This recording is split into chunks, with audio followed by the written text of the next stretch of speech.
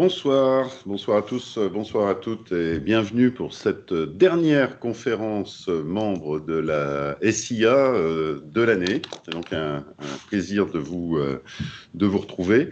Et très rapidement, parce que là, c'est une grosse session, il y a beaucoup de contenu, c'est dense. Donc très rapidement, première chose, eh bien, le calendrier de la SIA pour 2025 est en ligne, et particulièrement donc tout notre cycle de conférences 2025, et je vais vous faire quelques petits zooms après, ainsi que tous les événements de 2025. Donc vous le retrouverez sur votre site préféré www.sia.fr comme d'habitude. Donc spécifiquement ce soir, et avant qu'on rentre dans la partie opérationnelle, j'ai un point, c'est que vous avez vu que nous avons changé d'interface. Donc nous utilisons maintenant Teams pour faire la conférence, ce qui veut dire que vos petits boutons ont un peu changé.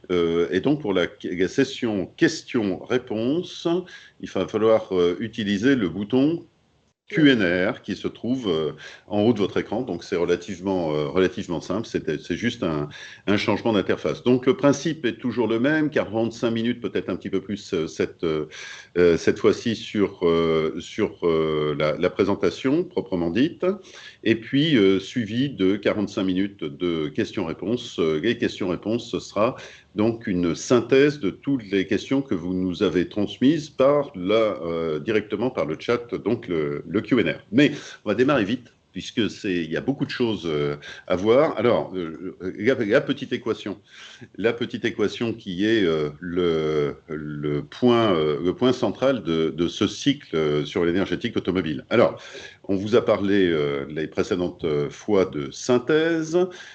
En début d'année, on va vous parler au mois de février de la liaison avec la route. Alors là, c'est le petit terme en rouge, c'est le CRR. Un petit peu plus tard dans l'année, on va vous parler du terme qui est extérieur à directement la partie véhicule, mais qui est la jonction de la connexion entre la puissance moteur et ce qui se passe au niveau de la route et de la carrosserie, donc qui est ce coefficient d'efficience qu'on voit ici en mauve, en parlant avec un petit zoom particulier sur toute la partie lubrifiant.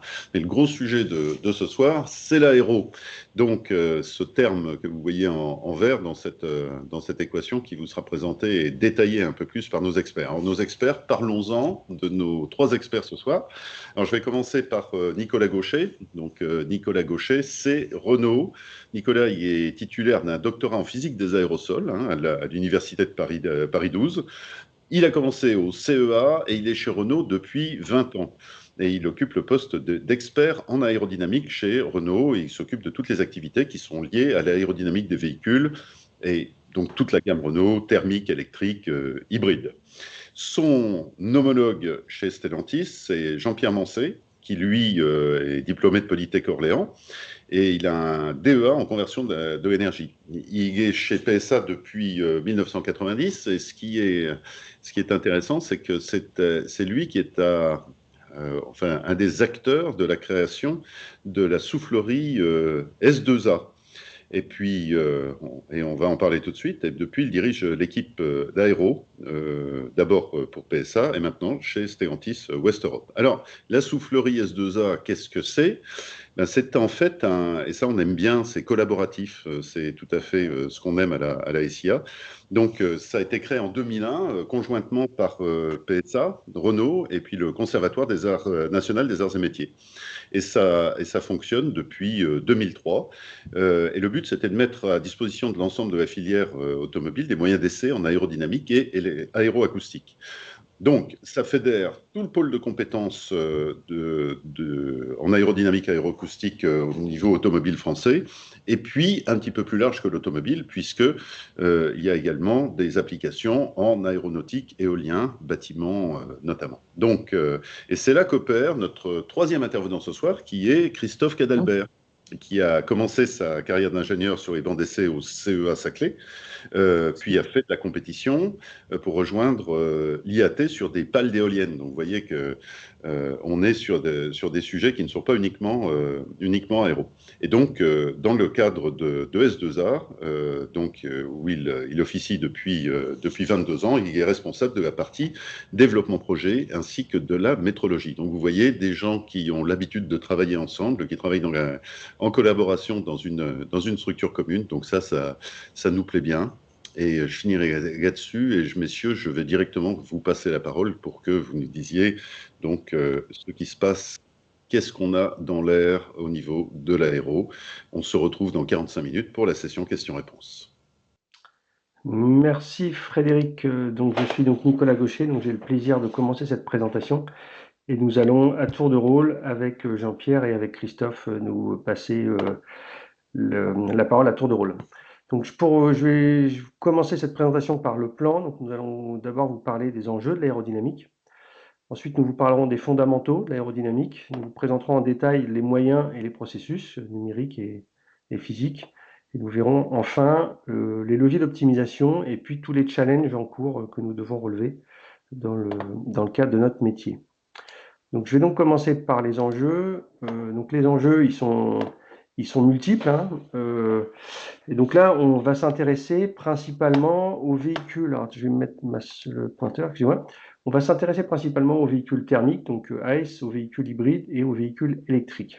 Donc, on a repris en haut à droite du slide la formule que Frédéric vous a présentée tout à l'heure, qui décompose finalement les forces qui agissent sur la voiture et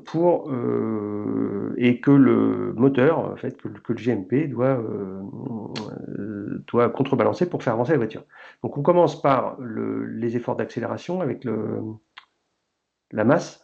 Nous avons les efforts liés au frottement des pneus, frottement des trains, et enfin l'effort aérodynamique. Donc on vous a mis en détail finalement les enjeux. Donc les enjeux pour un véhicule hybride, HEV, en aérodynamique, donc on parle de SCX. Le SCX, qu'est-ce que c'est finalement? C'est une grandeur qui est homogène à une surface. C'est pour ça qu'on va vous parler de mètres carrés ou de décimètres carrés, d'accord? Donc, pour les ordres de grandeur, en termes pour un véhicule hybride, donc on parle de 20 millièmes pour 0,020 mètres carrés de SCX, d'accord? C'est équivalent sur un cycle d'homologation de WLTP pour un véhicule hybride à 1 gramme de CO2 par kilomètre, d'accord? Ce même gramme, c'est équivalent à 45 kg de plus dans le véhicule ou également à 5 newtons de frottement plateforme. Si on passe sur un véhicule électrique, donc on prend en moyenne 400 km d'autonomie WLTP pour un véhicule électrique, c'est 20 millièmes finalement, qu'est-ce qu'il représente? Il représente 7 km d'autonomie. Quand on gagne 20 millièmes de SX, c'est un gain de 7 km d'autonomie en plus pour la voiture. Et vous pouvez noter que ces 7 km, c'est également 70 kg. C'est-à-dire c'est une personne de plus dans la voiture, ça fait baisser l'autonomie de 7 km. Voilà, je ne vais pas vous détailler tous les autres enjeux. En termes un petit peu plus macro, donc, alors, parfois on va parler de décimètres carrés, donc je vous parlais de 5 décimètres carrés, c'est égal à 0,050 mètres carrés, c'est la même chose, et c'est homogène à SCX. On vous présentera ce que c'est que le SCX plus en détail après. Mais retenez de manière globale, pour un véhicule thermique ou hybride sur autoroute, quand vous le roulez à 120-130 km/h, c'est entre 0,2 et 0,4 litres au 100 de moins sur autoroute, quand on gagne 5 décimètres carrés de SCX. Et c'est également équivalent entre 0,1 et 0,15 litres au 100 en moins en usage client, c'est-à-dire sur un cycle WLTP. Quand on est sur un véhicule électrique, d'accord, c'est la même chose que ce que je vous ai présenté tout à l'heure. 5 décimètres carrés de SCX, c'est 17 km d'autonomie. En plus, quand on gagne ces 5 décimètres carrés sur notre cycle. Voilà. Alors, pour vous expliciter un petit peu plus en détail ces enjeux, vous avez sur le graphe de gauche l'évolution de la consommation d'un véhicule électrique. Donc là, on est sur un véhicule électrique en fonction de la vitesse. Donc ce que vous voyez, c'est qu'à Donc en noir, c'est la consommation qui est liée à l'aéro, en rouge à la thermique pour chauffer l'habitacle, et puis en bleu, les frottements GMP et les frottements plateforme. Ce que vous voyez, c'est qu'à faible vitesse, bah, c'est principalement les frottements et le chauffage qui sont responsables de la consommation. Par contre, vous voyez qu'au-delà de 120 km/h, d'accord, 75% de la consommation du véhicule est liée à l'aérodynamique. C'est d'où l'extrême importance pour les véhicules thermiques, mais encore plus pour les véhicules électriques, de bien travailler l'aérodynamique de nos autos. Sur le graphe de droite, juste pour si je devais vous convaincre un tout petit peu plus, c'est finalement on a fait une corrélation de la consommation des véhicules électriques en fonction du SCX. Voilà, donc on a la consommation en ordonnée, le SCX en abscisse, et on voit finalement que sur autoroute, bah, c'est vraiment parfaitement linéaire. C'est relié directement. Je vais passer la parole à Jean-Pierre qui va vous présenter un exemple concret de ces enjeux. Bonjour à toutes et à tous. Ouais, donc pour illustrer ce que vient de dire Nicolas, rien de mieux qu'un exemple. Si on prend deux véhicules électriques sur une même plateforme que nous avons, donc cela veut dire même moteur, même transmission, même batterie dans ce cas-là, même pneumatique, donc vraiment tout équivalent. Et on se retrouve dans cet exemple avec une différence entre ces deux véhicules de 50 km d'autonomie. Une à 700 et la deuxième à 750. La seule différence essentielle donc entre ces deux véhicules, c'est vraiment la surface de traînée aérodynamique. Si le Peugeot 3008 a déjà un CX tout à fait honorable avec de 0,28, ce qui donne un SX de 0,745, la DS8 numéro 8 avec un CX de 0,24 et son S plus petit se retrouve avec un SCX de 0,635, soit une différence de 11 décimètres carrés. Ces 11 décimètres carrés permettent à la DS de gagner plus de 40 km d'autonomie par rapport à sa cousine. Je montre l'exemple concret entre deux SUV typés différemment, comment on peut gagner 50 km d'autonomie sur des valeurs déjà importantes. Ensuite, je vais vous parler des enjeux de l'aéro d'une façon générale. On parle souvent, quand on parle de voiture aérodynamique, on pense tout de suite au CX, mais dans notre domaine d'études est plus vaste. Et lors de la conception d'une automobile moderne, nous ne devons pas oublier les autres effets de l'aéro qui peuvent être perçus par nos futurs clients. Tout d'abord, tout ce qui touche la sécurité active, la sensibilité au vent latéral, par exemple, où notre objectif est de réduire la force latérale et surtout le moment de lacet provoqué par l'écoulement transversal, le coup de vent que reçoit un véhicule et qui le fait quitter de sa trajectoire. On a aussi des problèmes de stabilité haute vitesse que l'on doit traiter en maîtrisant la portance aérodynamique, car en effet, un véhicule particulier a plutôt tendance à se délester, donc à avoir un effort aérodynamique ascendant comme un avion. Ensuite, on va avoir le refroidissement du frein. On doit assurer une bonne ventilation pour que les qualités de freinage se retrouvent en permanence et qu'on ne se retrouve pas avec en bas du ventoux sans frein, par exemple. Ensuite, on a la visibilité par temps de pluie, car nous devons éviter que l'écoulement de l'air entraîne de l'eau sur des zones de visibilité, de sécurité. Je pense en particulier la vitre latérale avant et la zone de rétrovision extérieure. Et bien sûr, ensuite, la tenue des éléments en donnant les efforts aérodynamiques maxi qui s'exercent sur des sous-ensembles de la carrosserie, une partie du véhicule, pour s'assurer qu'elle tienne bien à haute vitesse sur le véhicule.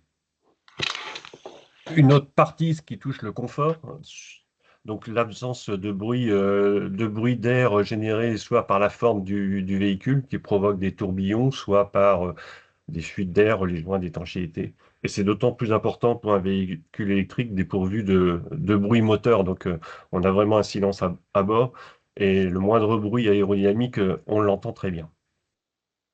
Ensuite, on a des cas particuliers d'études de remous d'air sur les cabriolets ou les battements de volume d'air qu'on appelle, je pense que tout le monde a rencontré un jour lorsqu'il ouvre sa vitre ou son toit ouvrant, des fluctuations importantes de pression dans l'habitacle très désagréables que l'on essaye d'éviter, par exemple pour le Théo, en y ajoutant des déflecteurs en amont de l'ouverture.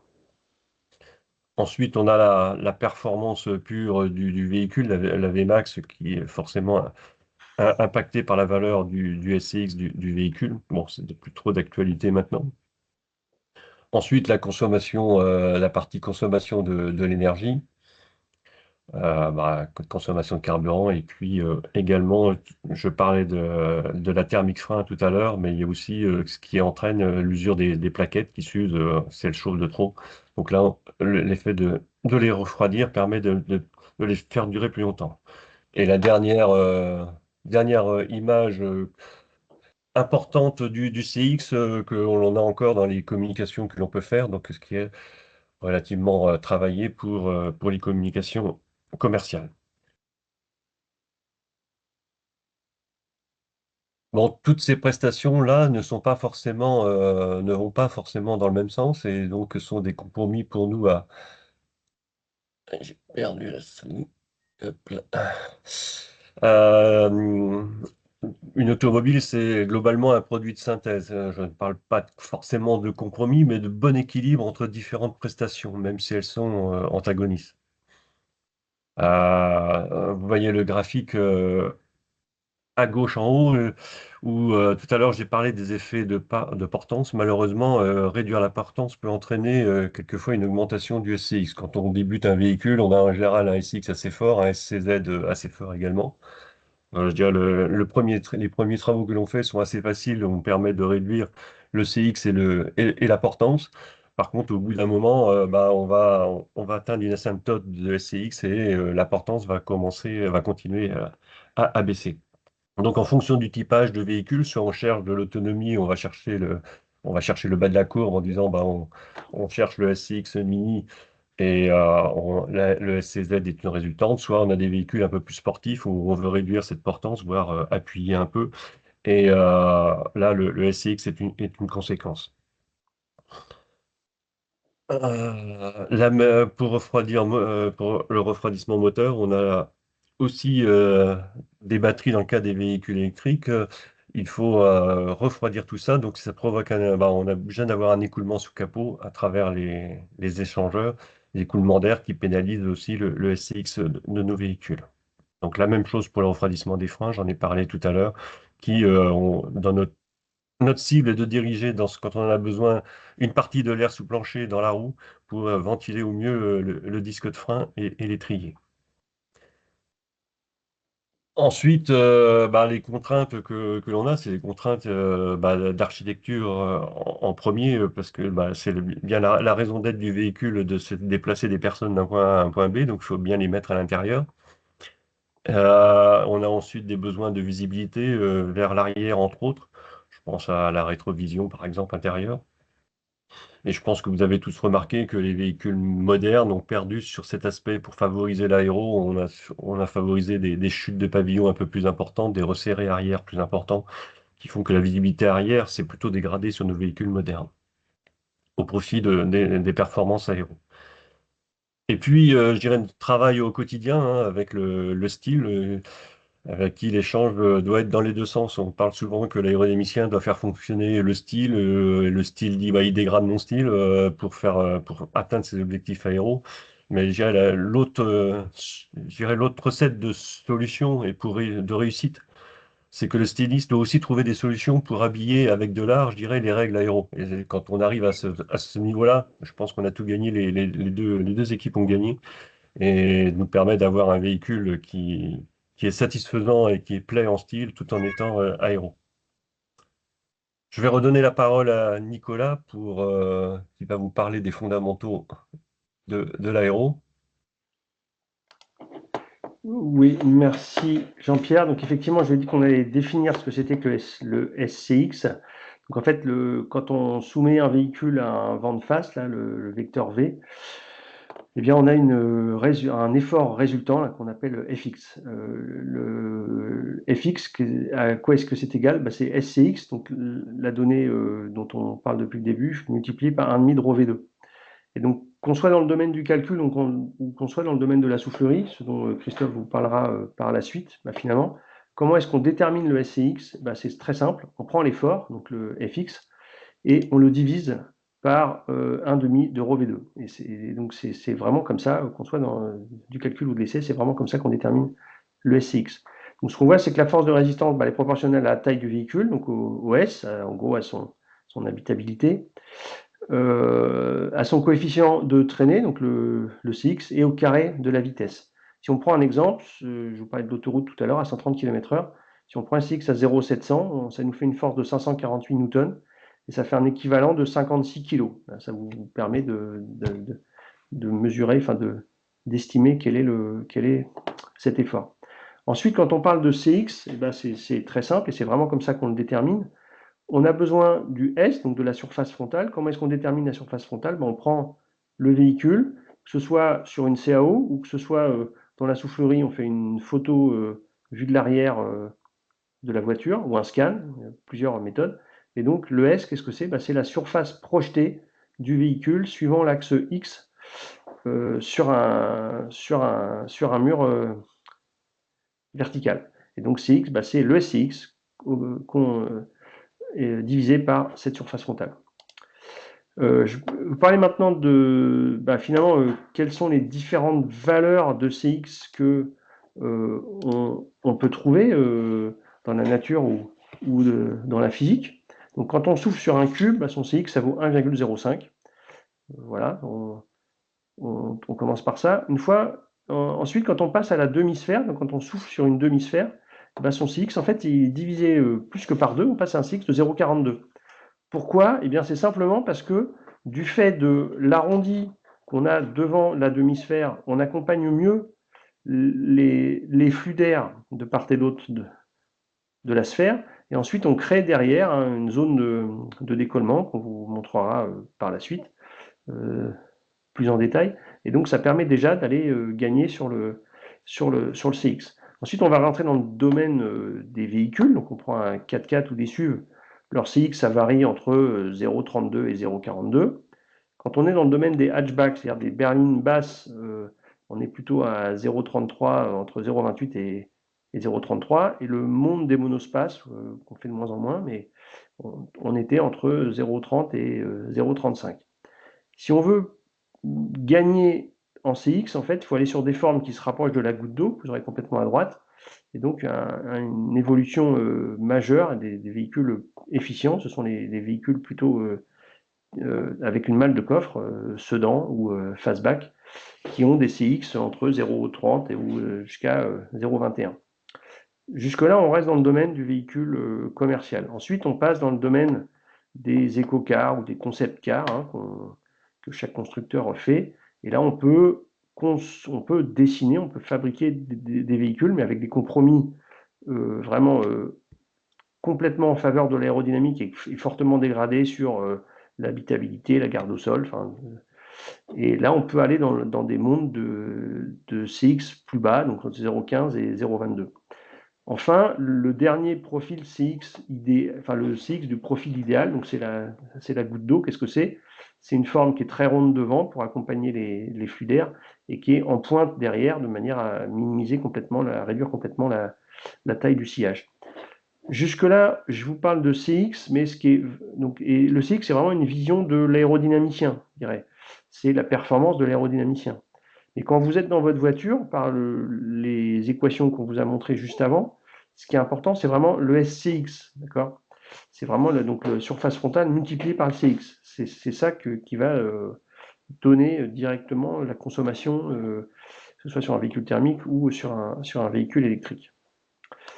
Voilà, je laisse Jean-Pierre vous parler du monde des SCX Oui, automobiles. donc pour vous donner des ordres de grandeur, donc là on a un graphique où on trouve le S à l'horizontale, donc qui va de 1,80 m à 2,80 m carré de surface frontale, et puis du CX de 0,21 à 0,35. Ça, c'est, je dirais, une photographie du marché européen où on trouve et puis les ISO SCX que vous voyez ici qui vont de 0,550 effectivement avec les véhicules qui sont plutôt des faibles CX jusqu'à 850 voire plus pour les gros monospaces et SUV. Donc quatre grandes familles en Europe, hein, monospace et SUV, qui se caractérisent par des mètres coupes assez importants. Et puis des CX qui sont pas forcément dans les meilleurs. On a des grandes roues, des gardes au sol importantes qui font qu'on se retrouve avec au global des SCX en haut de la fourchette. À l'opposé, on trouve les berlines tricorps, donc des véhicules plutôt allongés, donc plus faciles à traiter en aérodynamique. On y trouve là des CX les plus faibles, et puis des véhicules où on a su, je dirais, maîtriser la surface frontale du fait que l'habitacle et les personnes que l'on met à l'intérieur peuvent être un peu allongées. Ensuite, on a les berlines urbaines, donc les petites voitures, donc là avec des mètres couples effectivement un peu plus faibles, mais où lequel il est difficile d'avoir les mêmes performances de CX parce qu'on a des véhicules plus courts, on doit loger à peu près 4 ou 5 personnes à l'intérieur et sur une longueur un peu plus limitée. Donc on est très restreint au niveau CX. Et puis entre ces trois véhicules, on trouve les berlines, je dirais Bicorp ou Break classiques type 308 Mégane, avec des S qui sont relativement maîtrisés quand même, et des CX qui sont un peu mieux que la berline urbaine, mais à peine, et malgré qu'on a quand même quelques versions qui peuvent être optimisées au détriment de l'habitabilité arrière en général. Je vais redonner la parole à Nicolas pour parler un peu et vous décrire les écoulements qu'on a autour des voitures. Merci Jean-Pierre. Effectivement, donc là on vous a fait un schéma finalement des évolutions de la vitesse, donc V, et de la pression P autour d'un véhicule, enfin, notamment au niveau de sa superstructure. En gros, ce que je vous décris là, c'est la conservation, enfin c'est l'équation de Bernoulli appliquée à de l'air. Quand l'air arrive au niveau du bouclier avant, finalement, qu'est-ce qui se passe quand on a une surface qui est relativement verticale? L'air il s'arrête, donc on a la vitesse qui diminue fortement, et donc on se retrouve avec une zone de forte pression sur le bouclier avant, sur la partie verticale du bouclier avant. Ensuite, on a l'écoulement qui vient s'attacher, dans le meilleur des cas, enfin, quand l'aérodynamicien fait bien son travail, on a l'écoulement qui vient s'attacher sur le capot. Donc on a la vitesse qui augmente et la pression qui diminue. Dans ce cadre-là, quand le capot est bien dessiné, on peut se retrouver avec un effort moyen sur le capot qui va lui faire avancer la voiture. Alors que sur le bouclier, vous l'avez bien compris, ça fait ralentir la voiture. Même phénomène que sur le pare-brise, que ce qu'on a sur le bouclier, hein, on se retrouve avec une surface plus ou verticalisée du pare-brise, donc on a la vitesse qui diminue, la pression qui augmente, donc c'est un effort plutôt qui va freiner la voiture. Ensuite, l'air arrive sur le pavillon. Alors là, c'est très variable en fonction de la forme de voiture. Là, on vous a pris plutôt un véhicule de type break, mais c'est très variable. En fonction de sa forme, on a cette distribution d'efforts, d'accord, sur le pavillon, avec plutôt en partie avant un pavillon qui va faire avancer la voiture, et puis en partie arrière, en fonction de son dessin, plutôt qui va faire freiner la voiture. Ensuite, on arrive, donc tout ça, on suppose qu'on a un écoulement qui est plus ou moins attaché. En tout cas, c'est le travail de l'aérodynamicien de faire en sorte que l'air arrive jusque-là en étant le plus attaché possible sur la surface du véhicule. Ensuite, on est dans le cas on a l'air qui décolle ici au niveau du béquet, et donc on a globalement la formation d'un sillage que vous verrez plus en détail dans les slides suivants. En tout cas, et donc ça crée une zone décollée, donc avec une dépression au culot qui est responsable d'une grande partie du SCX de la voiture. Voilà. Et donc je passe la parole à Jean-Pierre pour vous montrer les fondamentaux aérodynamiques.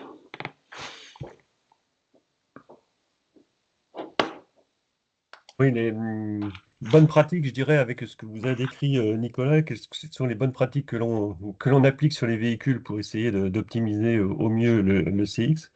Donc en partant de l'avant, vous avez compris que la surface avant, il faut la zone en surpression, il faut vraiment la réduire au maximum. Donc on va plutôt avoir des capots plongeants, bas, et des faces avant la moins épaisse possible pour éviter que la zone de surpression soit trop importante. Ensuite, pour éviter ces décollements, on va avoir des nez de capot très, très arrondis, avec une forme très, très progressive pour pouvoir bien maintenir l'écoulement collé sur le dessus de la voiture. Sur les côtés, on va vouloir aussi maîtriser l'écoulement et qu'il reste collé le plus sur le côté du véhicule. Donc, deux choses. On va d'emblée éviter qu'il y ait trop de circulation d'air autour de la roue. Donc, on va essayer de réduire ce qu'on appelle le noir de roue, c'est-à-dire la partie au-dessus de la roue, entre la carrosserie et la roue, pour éviter toute circulation d'air, que ce soit de l'entrée ou de la sortie. Il y a un peu des deux dans le passage de roue à l'avant. Lorsqu'on va continuer, on va vouloir maintenir l'écoulement collé sur le flanc du véhicule. Donc, on va avoir tendance à extérioriser le flanc du véhicule. Moi, je vous cacherai pas que le style n'aime pas trop ça en général. Il aime bien plutôt creuser que de gonfler le flanc. Donc, en général, on a une partie creusée sur le dessus qui nous impacte pas trop, et puis une partie basse qui est plutôt ressortie, donc les parties bas de caisse qui nous permettent de recoller et de maintenir l'écoulement collé entre les deux roues. Bon, bien sûr, on essaye de réduire au maximum la garde au sol. La partie d'avoir les roues qui ressortent du volume nous pénalise, donc on souhaite réduire cette garde au sol-là qui est fonction du typage du véhicule, si c'est une berline ou un SUV par exemple. À l'arrière, on a le même souci qu'à l'avant, donc essayer de réduire ces noirs de roue pour avoir une bonne continuité de l'écoulement entre la carrosserie, la roue et la carrosserie derrière. Ensuite, l'écoulement, on va vouloir le prolonger le plus loin possible derrière la voiture. Donc, on va avoir tendance à rallonger le porte-à-faux visuel à l'arrière. Donc, étendre au maximum la longueur du véhicule et créer une zone de découlement bien nette. Contrairement à l'avant où on cherche à arrondir, à l'arrière, on va essayer de chercher une bonne zone de décollement pour gérer le niveau de pression à l'arrière de la voiture et sa surface de sillage à l'arrière, donc la largeur du sillage du véhicule. Sur la partie supérieure, donc l'écoulement a été est maintenu collé sur le pavillon et sur la lunette. Donc l'idéal de type de volume qui nous permet d'avoir un sillage le plus réduit possible est plutôt le fastback. Donc avec une inclinaison de lunettes aux alentours de 17 degrés qui nous permet de réduire le sillage tout en maintenant l'écoulement collé sur la lunette. Et donc, on va essayer d'avoir le plus de longueur possible pour avoir au final une surface de culot la plus faible possible, parce que c'est la zone qui est en dépression, donc qui freine la voiture. Et c'est cette zone-là que l'on va limiter.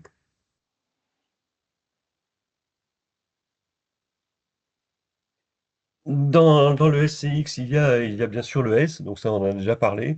Euh, j'ai pris 3 générations du 3008 pour vous montrer un peu comment ça évolue dans le temps.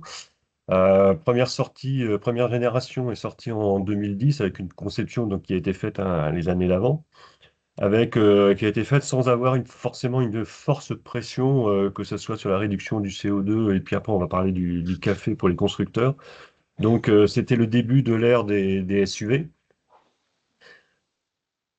Euh, le début de l'ère des SUV avec des volumes, des gardes-sol importantes, on voulait donner et résultat, on avait des mètres coupes relativement importants et qui étaient nouveaux avec ce type de véhicule. La deuxième génération, sortie en 2017, donc conçue quelques années avant, la pression du CO2, du café commençait à être un peu plus importante.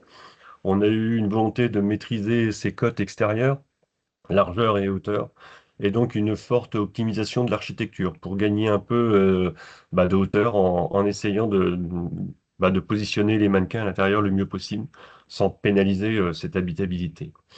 Là, donc, la deuxième génération de 3008 est née avec une hauteur plutôt réduite par rapport à la première. On avait gagné une dizaine de millimètres, malgré une augmentation de la garde au sol et des roues qui était liée avec le concept du véhicule. Depuis 2017, là, il y a eu toujours la pression du CO2. Il y a aussi l'arrivée des véhicules électriques ou multi-énergie dans le cas du 3008.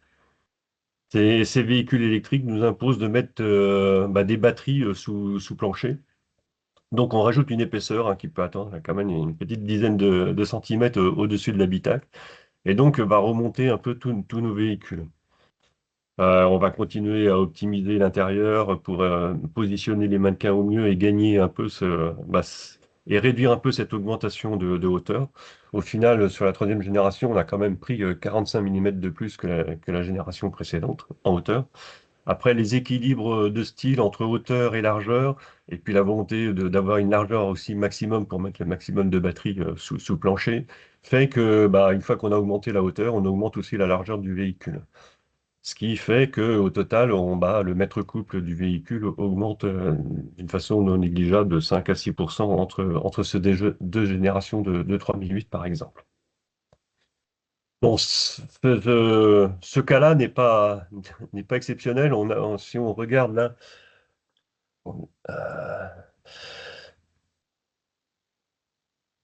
euh, le graphe, ça représente l'évolution des performances aéro des véhicules des berlines compacts, donc 308 Mégane, sur le marché européen.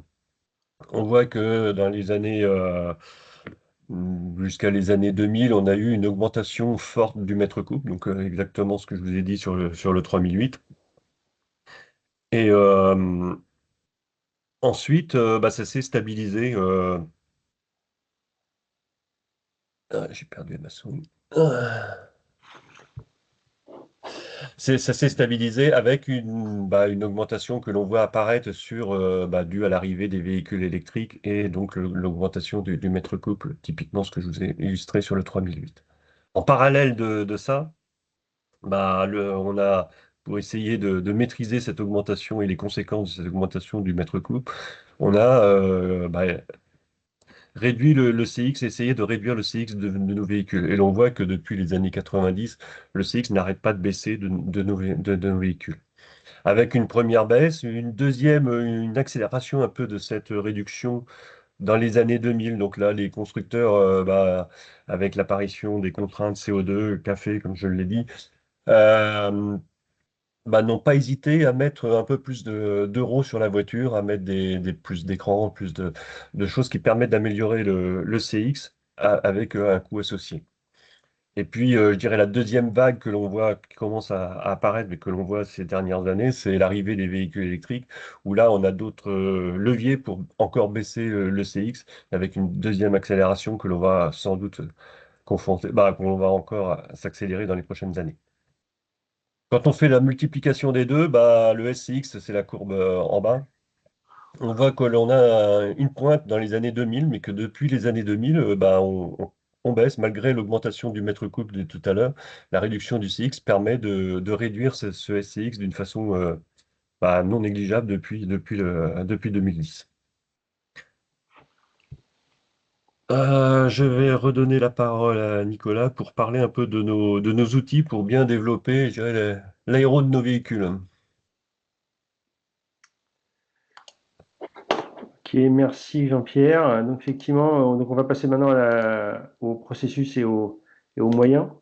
Donc je vais commencer par vous donner une espèce de vision un petit peu macro de tous les outils, qu'ils soient physiques ou numériques, que nous utilisons donc chez Renault, mais également chez Stellantis, pour prédire le SCX. Donc ça sera l'axe en ordonnée. En ordonnée, c'est la précision du SCX et des annonces que l'on fait en fonction des jalons projets. Donc là, au début, on est plutôt sur les phases amont, les phases développement et phase industrialisation. Donc là, ce que vous avez en haut de ce graphe, ce sont les données d'entrée. Donc au début, on va travailler avec des sketchs, qui sont des sketchs 2D, 3D, qui viennent du design en général.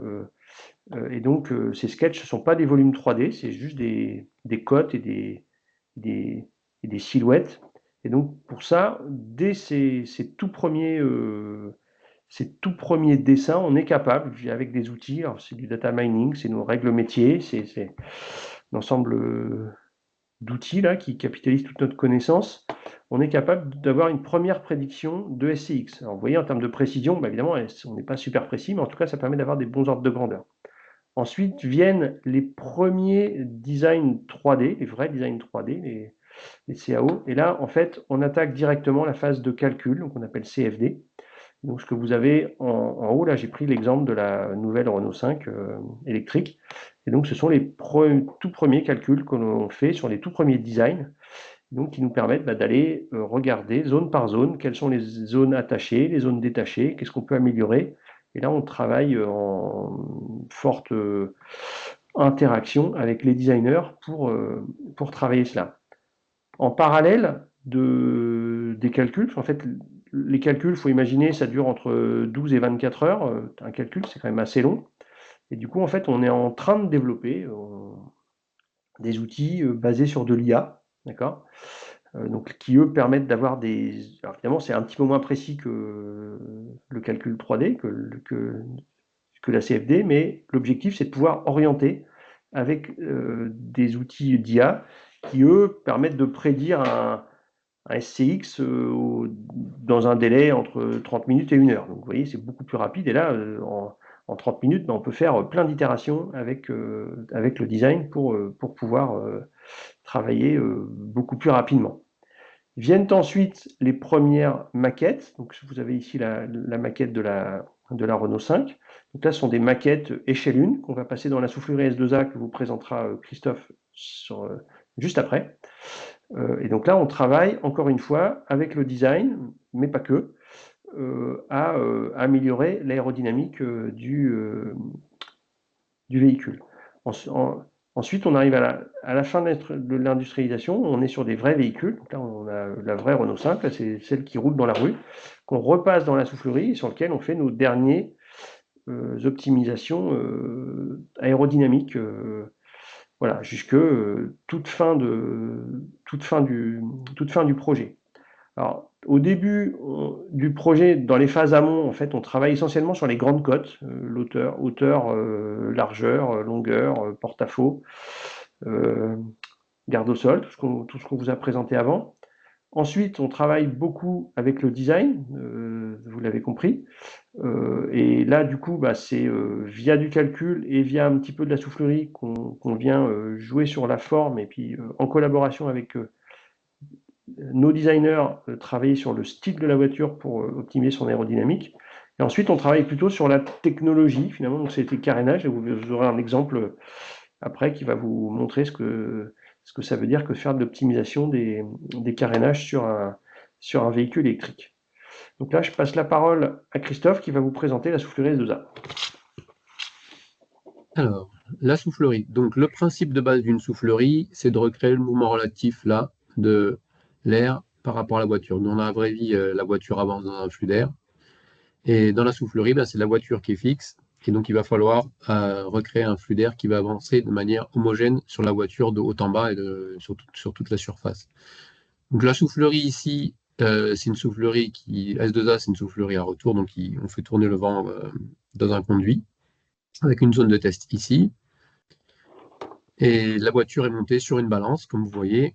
Donc, et la voiture est pesée. C'est comme un pèse-personne géant pour les voitures. Donc, on mesure pas que le X, on mesure les 6 composantes du torseur, donc FX, FY, FZ, et puis LMN, les 3 moments. Mais bon, ici, c'est surtout le FX qui va nous intéresser. C'est le composant le plus important, parce que c'est ça qui nous termine le SCX, et c'est le coefficient le plus important en soufflerie. La formule que Nicolas vous a présentée tout à l'heure, donc le SCX est calculé simplement en divisant l'effort de traînée mesuré sur la balance par la pression dynamique de l'air qui est mesurée dans la soufflerie. Alors pour revenir sur le moment relatif de l'air et de la voiture, ce principe de base va déterminer les caractéristiques principales d'une soufflerie et sa qualité. À droite, là, vous avez le développement de la couche limite. Donc au niveau du sol, l'air frotte au niveau du sol et donc à une vitesse nulle. Donc on a à l'arrivée du vent, en entrée de veine, tout un gradient en partie basse où il n'y a pas d'air. Donc il y a des aspirations qui permettent d'enlever cette zone. Et on travaille aussi sur des systèmes de soufflage qu'on n'a pas encore pour essayer d'améliorer cette zone-là. Ensuite, on a un tapis, un sol défilant, qui vient entraîner le flux d'air sous la voiture pour conserver ce mouvement relatif entre l'air et la voiture. Bon, sur notre balance aussi, les roues tournent pour avoir vraiment tous les effets de la voiture qui se déplace comme dans la vraie vie. Ensuite, on a le gradient de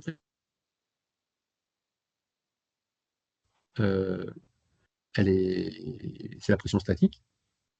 Et dans la veine, ce n'est pas toujours le cas. Donc la qualité d'une soufflerie, c'est d'avoir une pression statique autour de la voiture qui est le plus constante possible et le plus longtemps derrière aussi.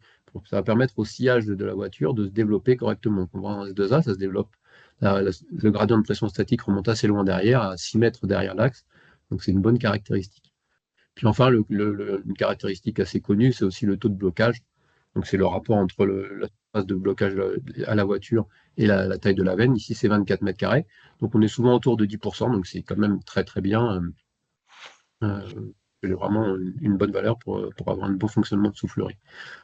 Au passage, on note aussi que la soufflerie S2A, c'est pas que le SCX aussi. On a à peu près 15 à 20% de notre activité qui est de l'acoustique. Donc, on a parlé tout à l'heure, le confort acoustique est étudié aussi en soufflerie. Donc, notre soufflerie a des antennes et on a des micros et des têtes à l'intérieur qui permettent de caractériser tout ça.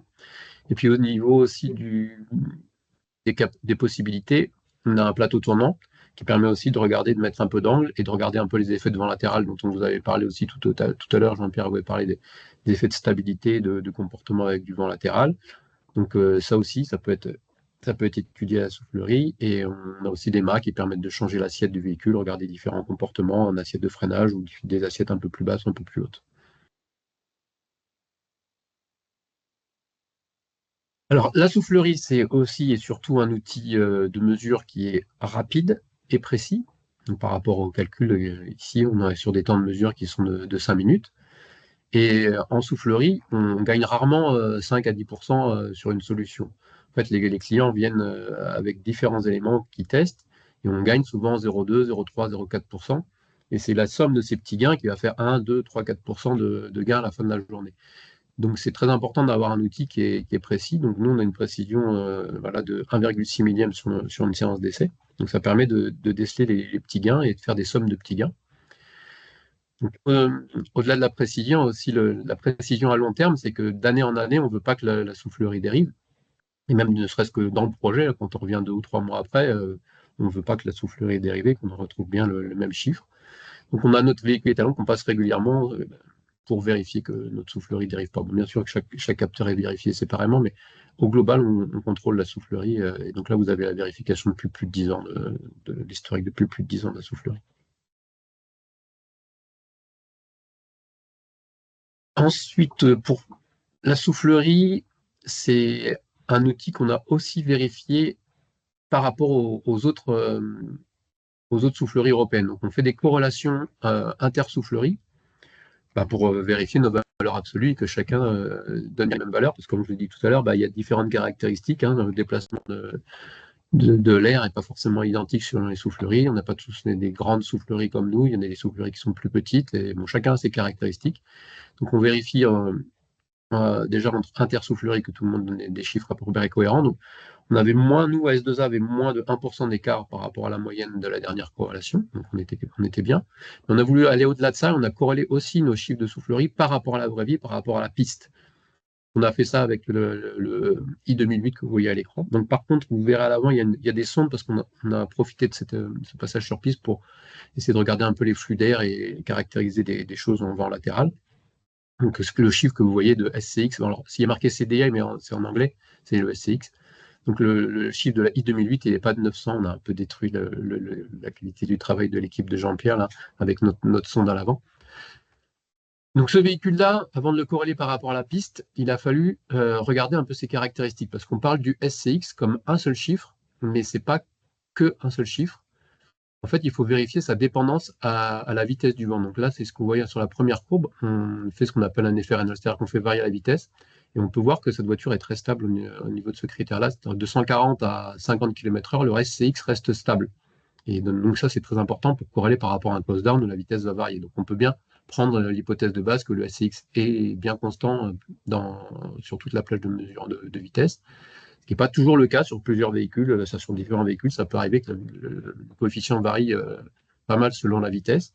D'ailleurs, le WLTP évolue, je crois que je ne suis même pas sûr, c'est pas déjà actif, qui demande 2 vitesses de validation du SCX.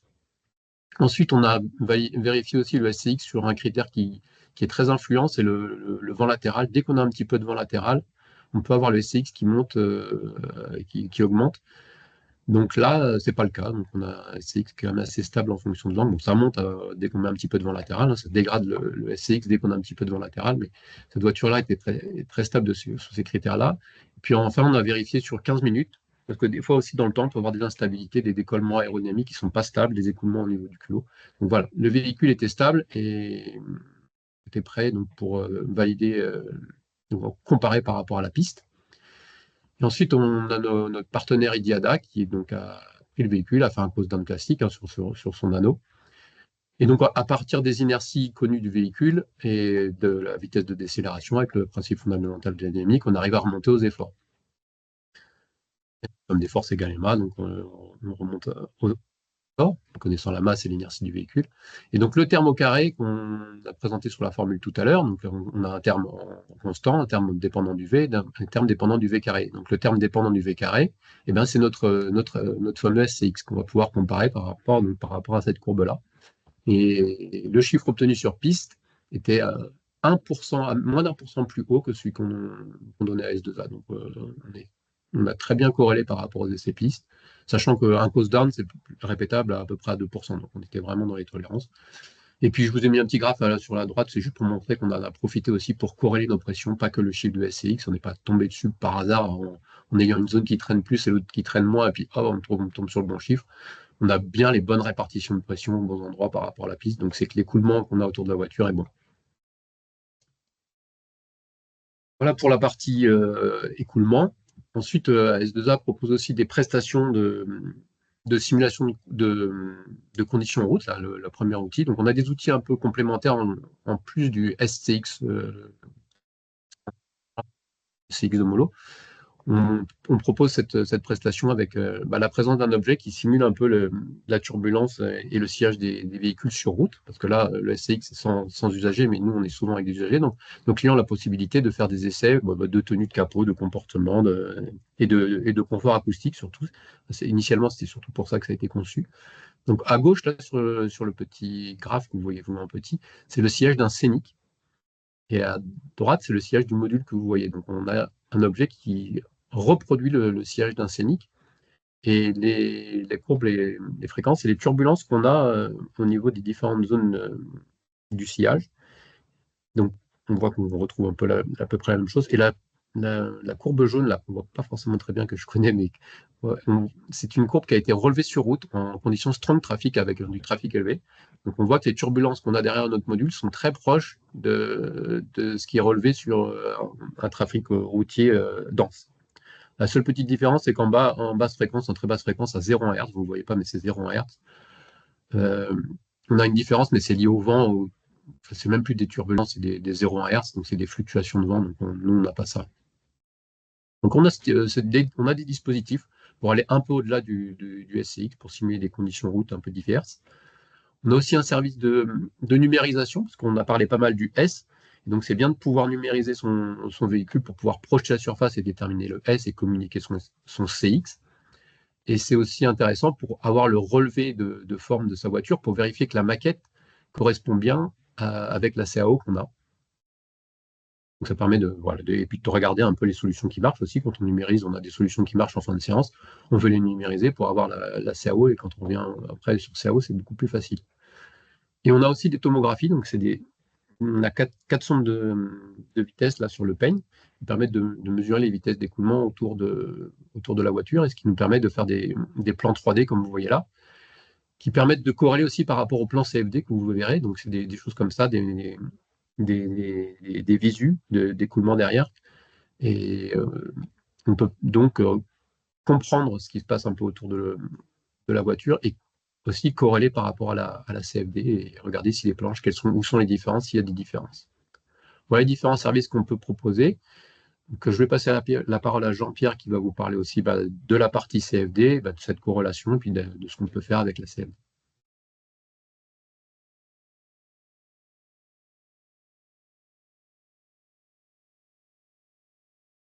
Jean-Pierre, pourquoi ? Oui, Ouais. comme l'a dit Nicolas, dans notre processus, on utilise bien sûr la soufflerie, mais aussi les tests virtuels en utilisant les outils de CFD. Il existe différents solvers, mais l'objectif est le même, hein. La force de cet outil est bien sûr de pouvoir être utilisé en amont sans besoin de créer de maquette. Donc, ça nous permet d'évaluer différents concepts au tout début d'un projet et surtout d'avoir des informations complémentaires par rapport aux essais. Donc là, vous voyez en premier, un graphe, c'est du SCX, la répartition du SCX le long de la longueur du véhicule. Ça nous permet de voir où on a des augmentations de traînée, où sont les pics. Ça nous permet de décomposer la partie style, la partie soubassement, de la partie roue. Donc d'analyser plus finement que le SCX global, de voir où sont l'origine de la traînée et où elle se développe. Donc ça, c'est une vision globale sur le véhicule. On peut même aller plus loin en décomposant par zone d'écoulement, entre guillemets. Donc on va pouvoir voir comment évolue le SCX le long de la partie basse du véhicule, dans ce cas-là, par exemple, et de comparer, je dirais, plus facilement des véhicules entre eux ou des configurations entre elles sur cette zone-là, en disant, bah, on travaille là, est-ce qu'on y gagne ou pas en travaillant dans cette partie du véhicule. Ensuite, la visualisation est beaucoup plus facile en simulation parce qu'on peut aller voir dans des zones que l'on ne voit pas physiquement, à l'intérieur d'une roue par exemple. Donc là, la simulation et la CAO nous permet d'ajouter d'enlever des éléments virtuellement. Ils sont présents mais transparents.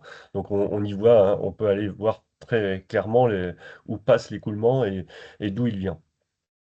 On a aussi la possibilité, bien sûr, de simuler des dérapages, des situations de vie un peu particulières. Euh, on va parler des subfiles. Là, en calcul, on peut mettre effectivement plusieurs véhicules les uns derrière les autres et de voir un peu comment évolue, je dirais, la traînée des véhicules lorsqu'on est en convoi, par exemple. Donc, tous ces apports du calcul qui viennent surtout en complément des essais et nous permet de préparer les essais que l'on fait par la suite. Ça nous permet de voir où sont les zones à travailler et ce que l'on doit préparer pour optimiser une séance d'essai.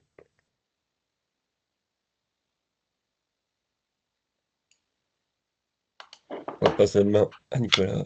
Ouais, donc moi je vais vous, c'est en fait, je vais vous présenter finalement l'application de ce que vient de vous décrire Jean-Pierre à notre Renault 5 électrique. Donc là, ce que vous avez sur la figure de gauche, finalement, c'est le SCX local, fonction enfin, sur toute la longueur de la voiture. Donc en fait, on peut visualiser ici ce que je vous expliquais tout à l'heure sur les écoulements. On voit ici l'impact de la face avant avec la surpression sur la face avant qui nous fait augmenter le SCX.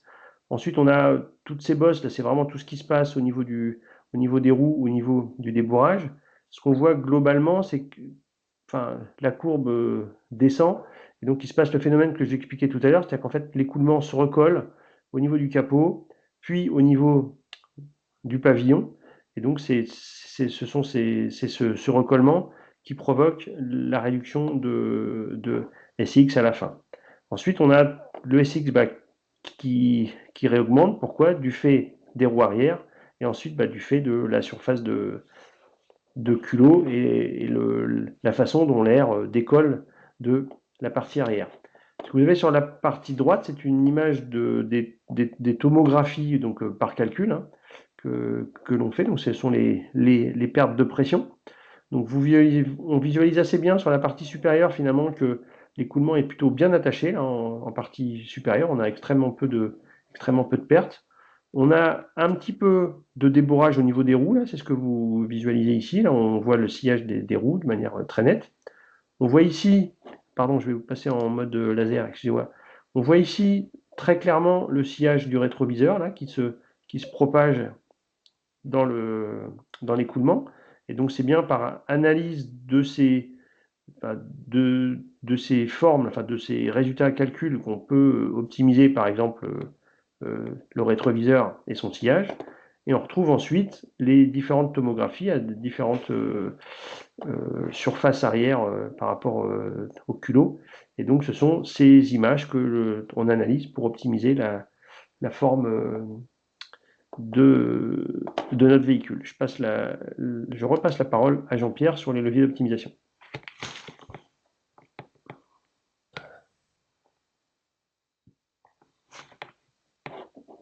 Oui, donc les spécificités des véhicules électriques nous permettent quelquefois d'activer d'autres leviers ou de faire d'autres équilibrages qui nous permettent de réduire le CX. prends l'exemple du besoin en refroidissement qui est sensiblement inférieur sur un véhicule électrique par rapport à un véhicule thermique. Et on a surtout d'ailleurs des situations de vie, de besoins de refroidissement différents. On va essayer de profiter de ces je dirais de ces leviers pour réduire le CX de nos véhicules. Pour, déjà sur la partie avant, donc j'avais dit qu'il fallait effectivement essayer de diminuer les faces avant. Donc on va voir de façon générale sur les véhicules électriques, si on est plutôt sur des mono-entrées d'air, donc ce qui nous permet de réduire l'épaisseur du bloc avant, de la partie face avant du véhicule. Une seule entrée d'air peut suffire. Et ce qui nous permet donc je dirais d'abaisser la hauteur de capot. Ça, c'est une première optimisation que l'on voit sur les véhicules électriques. Le style apprécie d'ailleurs parce que ça lui permet d'avoir une seule entrée d'air et d'avoir une aire de jeu un peu supérieure pour styliser la face avant ou styliser autrement par rapport à un véhicule thermique. Et puis, comme je disais, le besoin est un peu inférieur, mais surtout dans une situation de vie différente. Dans un véhicule électrique, quand est-ce qu'on a besoin de refroidir? On refroidit les batteries sur un véhicule électrique, et c'est surtout quand on les sollicite fortement, c'est-à-dire surtout quand on les charge. Donc c'est là qu'on a besoin, donc le véhicule est à l'arrêt, et c'est là qu'on a besoin de refroidir donc, par le système de refroidissement du véhicule. Donc, je dirais que ça tombe plutôt bien pour nous parce que donc on peut ouvrir les entrées d'air à l'arrêt et puis quand on roule, je dirais quotidiennement à une vitesse assez raisonnable, classiquement, le besoin de refroidissement est quasiment nul quand on roule. Donc, on peut fermer les entrées d'air.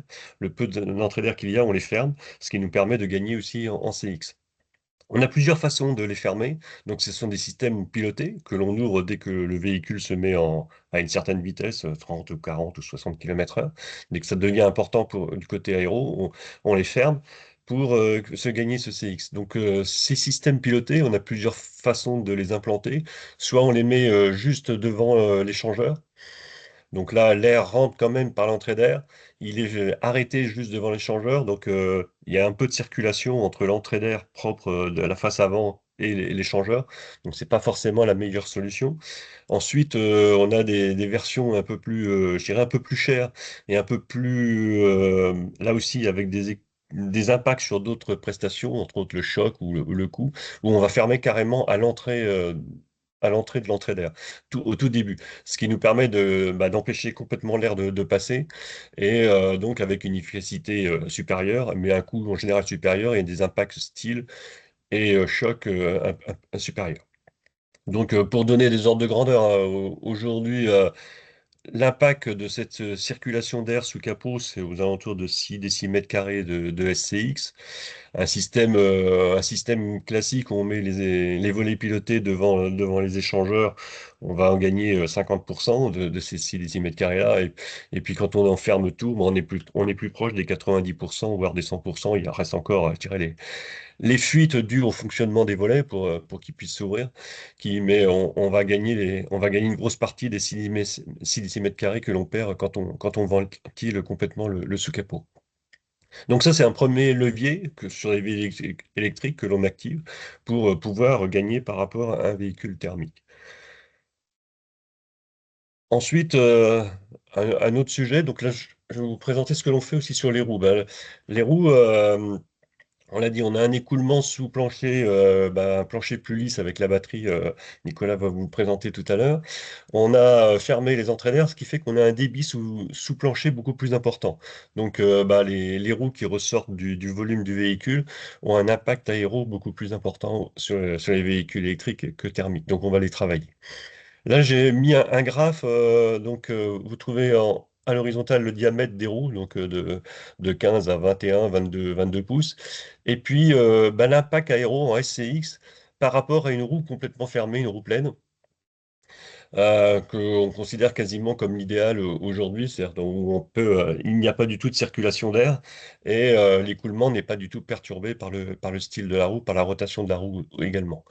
On voit que, en fonction des dimensions, mais on peut avoir des pénalités de 3 à 4 décimètres carrés sur ce genre sur le design des roues par rapport à des roues qui sont quasiment équivalentes à des roues pleines. Donc là, c'est vraiment un enjeu sur lequel on doit travailler pour essayer de réduire cette pénalité. qui est conséquente sur les véhicules électriques. Donc la je dirais la premier levier, le premier sur lequel on joue, c'est l'ouverture de ces roues, hein. Là aussi, le côté besoin de refroidissement et de circulation d'air pour refroidir les freins est moins important sur un véhicule électrique. On récupère de l'énergie. Donc globalement, l'énergie à dissiper dans les freins est un peu plus faible. Donc on peut se permettre de fermer un peu plus les roues, et ce qui nous permet de gagner en SCX sur nos véhicules. Et on voit aujourd'hui dans la rue, hein, les véhicules électriques, ceux qui sont bien travaillés en aéro ont généralement des roues assez fermées. Donc ça nous permet d'être dans le bas du graphique présenté à gauche. Je vais laisser Nicolas parler maintenant du dessous de nos véhicules. Alors, merci Jean-Pierre. Je prends, oui, pardon. Du coup, effectivement, là, ce que je vous montre, donc on va parler effectivement du dernier levier d'optimisation qui est sur le sous-bassement, en fait.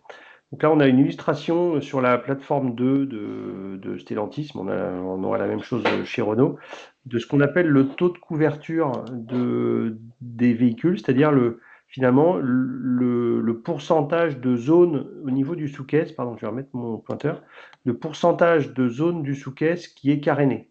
Donc on est en 2017 là sur un véhicule thermique, on a caréné surtout la partie avant, le ski sous moteur, la partie centrale est pas du tout carénée, un petit peu le réservoir et un petit peu l'arrière. Et plus on va avancer, en fait, plus on carène nos véhicules. Donc là, on a le cas de véhicules thermiques ou véhicules hybrides, on a à peu près 55% de couverture. Et ensuite, on arrive sur les véhicules électriques qui sont traditionnellement à 80% ou même un peu plus de taux de couverture, grâce en fait à principalement la batterie, finalement, c'est assez simple, hein. En fait, comme on a un élément tout plat, lisse au maximum, et notre travail d'aérodynamicien, c'est de faire en sorte que cette batterie finalement soit bien alignée sur la partie avant et la partie arrière. Donc là, on a aussi une zone qui est bien carénée avec un diffuseur à l'arrière, et donc on se retrouve avec un taux de couverture qui est plutôt élevé. Quand on applique ça, par exemple, je reviens à ma Renault 5 électrique. Donc là, je vous présente deux cas différents, c'est deux réglages de sous-bassement différents, pourtant avec les mêmes carénages. Donc là, on est à 83% de taux de couverture sur ce véhicule. Donc là, on a la partie avant et la partie arrière du véhicule ici. Donc là, la variable qu'on regarde, c'est ce qu'on appelle le skin friction, c'est-à-dire quand la variable est bleue, ça veut dire qu'on a plutôt un écoulement attaché. Quand la variable est rouge, ça veut dire qu'on a un écoulement détaché. Donc dans cette partie, sur le premier cas, ici ce qu'on voit, c'est qu'on est bien attaché devant, on est attaché moyennement au niveau de la batterie et on est complètement détaché au niveau du diffuseur. Qu'est-ce que ça produit au niveau du sillage? Finalement, on a un écoulement de sous-caisse qui est amoindri, en fait, parce qu'il est attaché. On n'a pas suffisamment d'air qui passe sous la voiture, malgré le fait qu'on a mis des carénages, mais ils ne sont pas réglés comme il faut. Et donc, on a un écoulement de superstructure qui est trop important par rapport à cet écoulement de sous-bassement. Et donc, on se retrouve avec un sillage très plongeant. Dans le deuxième cas, on a un petit peu mieux réglé notre diffuseur, c'est-à-dire que concrètement, en fait, on l'a baissé, on a attaché l'écoulement au niveau du diffuseur, et ce que vous voyez, c'est que ça permet d'attacher l'écoulement aussi plus en amont.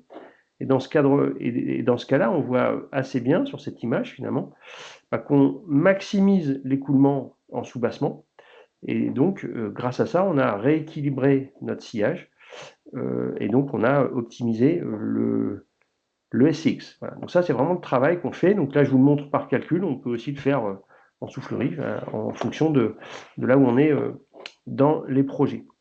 Maintenant, je vais vous montrer finalement ce qui se passe physiquement quand on carène notre véhicule. Donc là, je suis sur un graphique, donc SCX en ordonnée, d'accord. Donc plus on est bas, meilleur est le SCX. Et en abscisse, donc c'est le SCZ arrière, d'accord. Donc c'est l'effort qui se produit au niveau de la roue arrière, d'accord, qui est ici.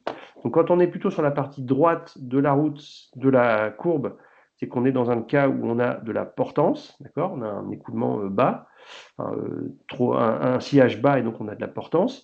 Et quand on est sur la partie gauche du graphe, on fait de l'appui, on est plutôt sur un véhicule typé sportif, d'accord, où on déleste moins l'avant et on peut aller même jusqu'à appuyer sur les roues arrière. Sur cette courbe, il y a un point de départ de l'optimisation. Là, c'est un véhicule qui est sans aucun carénage, par exemple, hein, qu'on met ici, donc qui a son SCX. Donc là, je l'ai fait partir à 0. Et ce que je veux vous montrer, c'est qu'est-ce qui se passe quand progressivement on vient ajouter sur ce véhicule des carénages. Donc on va commencer par le retour de bouclier avant, le ski sous moteur, les carénages centraux, les carénages bas volés, les carénages de train. On voit qu'au fur et à mesure qu'on ajoute ces carénages, eh bien, on a bien le SCX qui descend, donc on est plutôt content, on a fait notre travail, et on a notre SCZ arrière qui diminue. Ça veut dire qu'on amène de plus en plus d'air sous la voiture, d'accord, et on peut aller jusqu'à provoquer de l'appui. Si on en provoque un petit peu trop, c'est ce qui se passe quand on met un diffuseur qui est mal réglé, d'accord. En fait, on voit qu'on rajoute un diffuseur et pourtant, eh bien, on augmente le SCX. Donc en fait, là, il se passe exactement le phénomène que je vous ai montré sur la diapo précédente. Donc, en fait, l'écoulement il s'est détaché et donc on n'a pas optimisé, enfin on a dégradé notre SCX. Et c'est là où intervient le second travail de l'aérodynamicien finalement, c'est de maintenant équilibrer, de mettre au point nos carénages, c'est ce qu'on appelle l'équilibrage. Donc là, tout ce qu'on vient faire simplement, c'est baisser notre diffuseur, ce que je vous ai montré juste avant. Et donc là, en fait, on retombe sur le point optimal en fonction de la hauteur de notre diffuseur. Et donc, ce que vous voyez là, c'est que entre le point de départ et le point d'arrivée, en termes d'ordre de grandeur, hein, eh ben, on a 7 décimètres carrés, là, 70 millièmes de SCX qu'on a gagné lors de notre mise au point. Donc cette mise au point, on l'a fait très en amont par calcul et on la termine, comme je vous l'ai montré sur un des slides en soufflerie. Voilà, donc nous avons terminé notre présentation. Je pense qu'on a peut-être été un petit peu long, j'en suis désolé. Et on peut attaquer la phase de questions-réponses. En effet, vous avez un petit peu enfoncé la pendule, messieurs, mais c'était passionnant, donc on vous pardonne, mais ça fera un petit peu plus court. On va peut-être dépasser un peu, mais ça, c'est de votre faute sur la session de questions-réponses. Écoutez, vous avez beaucoup parlé de SCX, donc je vais vous parler de SCZ, parce que ça, en effet, ça titille tout le monde. Première dimension, c'est de dire, en effet, le SCZ, on voit qu'il est important pour la partie de stabilité du véhicule, mais quel est l'effet du SCZ sur le SCX et c'est quoi un bon SCZ? Alors, vous avez déjà donné quelques pistes dans les derniers slides. Oui, alors je pense qu'effectivement, je reviens sur le slide précédent, hein. En fait, finalement, le SCZ arrière, c'est un peu notre indicateur de mise au point. En fait, il n'y a pas de bon et de mauvais SCZ arrière. En fait, il y a si on raisonne que en termes de consommation, c'est-à-dire de réduction absolue de notre SCX, il y a, en fonction de la forme de l'objet que l'on étudie, que ce soit un véhicule bicorps, un véhicule tricorps, eh bien, il y a une plage de valeurs de SCZ arrière qui permettent d'optimiser ce SCX. Mais cette valeur de SCZ arrière, elle n'est pas forcément connue à l'avance. Donc là, on est vraiment dans une phase de mise au point et qui nous permet d'aller chercher ce SCX mini pour un SCZ arrière pas forcément connu à l'avance. On a une plage de SCZ arrière, mais pas forcément un SCZ. Après, quand on est dans le cas d'un véhicule sportif, là, on peut sciemment dégrader le SCX et là, cette fois, générer de l'appui. C'est ce que je vous montre ici, d'accord? Là, on fait un compromis SCX, SCZ arrière différent, d'accord, qui va plutôt dans le sens de l'appui, de manière à éviter le délestage du train arrière sur les courbes rapides et donc éviter de faire prendre des risques à nos clients. Alors, toujours une question de SCZ. Le SCZ, évidemment, il évolue en fonction de la vitesse parce que l'assiette de la voiture, en fonction justement de l'effet de l'aérodynamique et l'assiette bouge. Donc, en fonction de la vitesse, quel est l'effet sur l'aéro, le tassement des suspensions vous voyez ce que je veux dire? C'est-à-dire qu'en fait, si on a du Alors, c'est SCZ, plutôt l'inverse, du coup, comme on a de la portance, c'est pas le tassement des suspensions, c'est que la plupart du temps, la voiture a tendance à se soulever légèrement. d'accord? Et donc, on perd et ça se soulève légèrement plutôt vers l'arrière. Donc, on perd Non, de les la. deux, en fait, Les alors deux, ça, je ouais. pense que c'est plutôt, mais plutôt les deux, on est toujours autour de 0,1, 0,2 à l'avant comme à l'arrière. Donc, enfin, il faut recadrer, hein, parce que à 140 km/h, on est autour allez, de 15, si on veut ramener en kilos, 15 kilos d'effort à l'avant et 15 kilos d'effort sur l'essieu arrière. Donc, ça fait pas non plus, c'est pas une Formule 1, quoi, hein. Ça fait pas, voilà, quoi, ça fait quelques millimètres d'assiette à l'avant et à l'arrière, quoi. Et c'est pas le même monde. Mais ça a un impact sur la tenue de cap, sur la stabilité du véhicule, peut-être pas dans ces magnitudes-là. Je laisse peut-être mes collègues répondre, hein, mais Non, bah en fait, on va effectivement essayer de maîtriser cette valeur de SCZ. Comme vous voyez, en général, sur une berline, elle est toujours positive. Donc, c'est pour ça que le véhicule a tendance à se soulever quand on roule sur autoroute. Après, l'effet dynamique de ces quelques millimètres pris est relativement négligeable par rapport aux valeurs qu'on a au départ, qui sont quand même qui sont relativement importantes. C'est les 15 kilos que je disais tout à l'heure. C'est pas non plus des valeurs très ouais. phénoménales. Faut recadrer par rapport à la compétition automobile ou voilà, une Formule 1 où on a un SCZ de moins 4, quoi, hein.